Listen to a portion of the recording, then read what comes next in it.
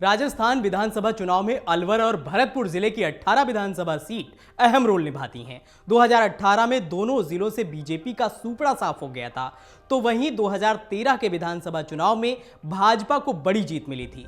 इस बार सत्ता में आने के लिए भाजपा और कांग्रेस दोनों जिलों की 18 सीटों पर पूरा दमखम भर रही हैं और जीत के लिए हर संभव कोशिश कर रही हैं, क्योंकि दोनों जिलों में जिसका कब्जा रहता है प्रदेश में उसी की सरकार बनती है। 2003 के विधानसभा चुनाव में अलवर जिले की 11 विधानसभा सीटों में कांग्रेस को 7 सीट और बीजेपी को 3 सीट पर संतोष करना पड़ा। एक सीट निर्दलीय के खाते में गई। तो वहीं 2008 के विधानसभा चुनाव के परिणाम एकदम उलट रहे थे। इस बार 7 सीट बीजेपी को मिली और 3 सीट पर कांग्रेस को संतोष करना पड़ा था। एक सीट समाजवादी पार्टी के खाते में गई थी।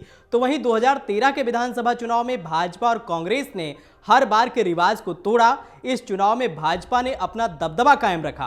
भाजपा के खाते में 9 सीटें आईं, वहीं कांग्रेस को एक सीट से संतुष्ट रहना पड़ा। एक सीट एनसीपी के खाते में गई। 2018 के विधानसभा चुनाव में कांग्रेस ने नतीजे में उलटफेर कर भाजपा को 2 सीट पर समेट दिया, जबकि कांग्रेस की 5 सीट आई थीं। बसपा के खाते में 2 सीटें गईं और 2 निर्दलीयों के खाते में सीटें गई थीं। इसी तरह से भरतपुर जिले की बात करें तो 2013 के विधानसभा चुनाव में जिले की 7 विधानसभा सीटों में से 6 पर बीजेपी के प्रत्याशियों ने जीत हासिल की थी।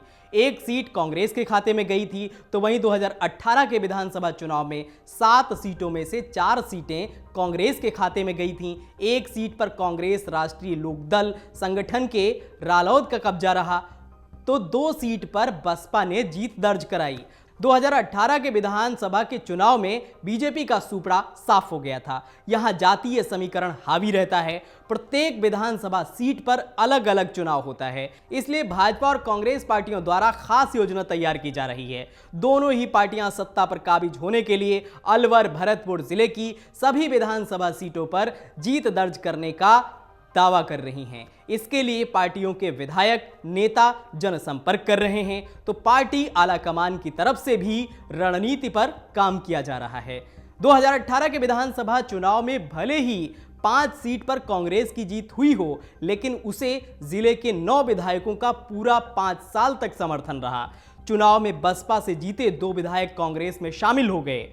वहीं दोनों निर्दलीय विधायकों ने भी कांग्रेस को अपना समर्थन दे दिया था। इसलिए प्रदेश में कांग्रेस की सरकार बनने में अलवर के विधायकों का अहम रोल रहा। लेकिन 2023 की विधानसभा चुनाव में कांग्रेस की राह आसान नजर नहीं आ रही है। अभी तक कांग्रेस ने केवल 4 सीटों पर अपने प्रत्याशी घोषित किए हैं। भरतपुर जिला जाट बाहुल्य है। इस जिले में करीब 80,000 जाट हैं। पिछले 40 सालों से ब्राह्मण और वैश्य समाज के लोग यहां विधायक बन रहे हैं। जाट समाज टिकट की मांग कर रहा है। 2013 की विधानसभा चुनाव में विश्वेंद्र सिंह ने बीजेपी के दिगंबर सिंह को हराया था और साल 2018 के चुनाव की अगर बात करें तो दिगंबर सिंह के बेटे डॉक्टर शैलेश सिंह को हराया था। इसलिए भरतपुर क्षेत्र में विश्वेंद्र सिंह का दबदबा हमेशा से रहा है। हर विधानसभा सीट पर अलग अलग तरह का मुकाबला रहता है। बीजेपी और कांग्रेस के लिए अलवर भरतपुर की 18 सीटें हर 5 साल में चुनौती बन जाती हैं।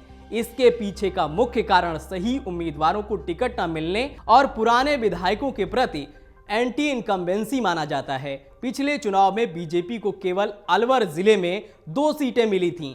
भरतपुर में एक भी सीट नहीं मिल सकी थी। इसलिए अब की बार दोनों ही मुख्य दल बीजेपी और कांग्रेस इन जिलों की 18 सीटों को जीतने के लिए पूरी जोर आजमाइश कर रहे हैं। अगर आप ये वीडियो YouTube पर देख रहे हैं तो हमारे चैनल को सब्सक्राइब करें और बेल आइकन को दबाना ना भूलें। अगर आप Facebook पर ये वीडियो देख रहे हैं तो हमारे पेज को लाइक करें।